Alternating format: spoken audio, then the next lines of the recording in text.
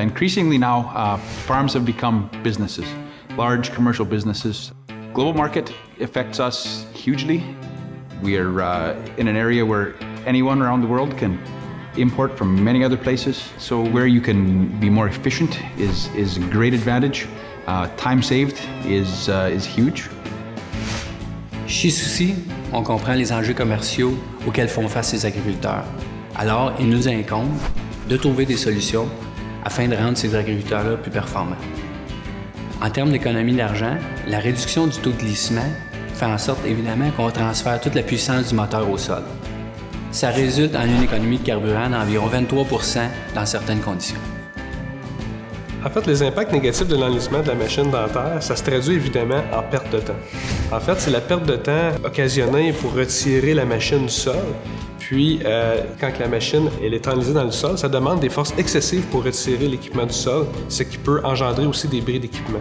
Le temps qu'on utilise avec des hommes pour sortir l'équipement du sol, c'est du temps qu'on pourrait utiliser pour opérer d'autres machines ou faire d'autres travaux beaucoup plus rentables. Une fois aussi que l'équipement est sorti, il faut retravailler le sol, il faut corriger les défauts qu'on a créés pour remettre le sol en état pour les prochaines années.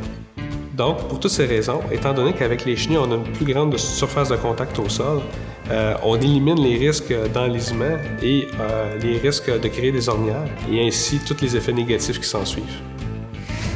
If you have a crop in the field that is ready to harvest and you receive a rain event on it, you're going to lose grade, you're going to lose quality for sure.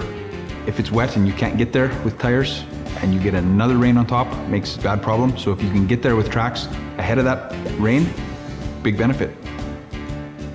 Les avantages en termes de rapidité d'exécution avec les chenilles, c'est que les chenilles offrent un glissement beaucoup moindre que les pneus.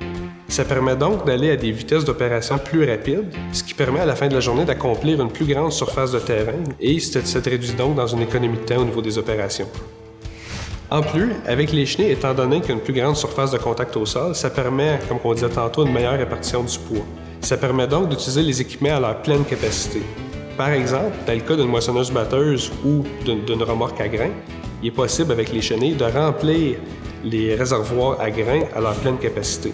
On n'est jamais limité avec les chenilles par la capacité portante du sol, étant donné qu'on n'atteint jamais cette limite-là.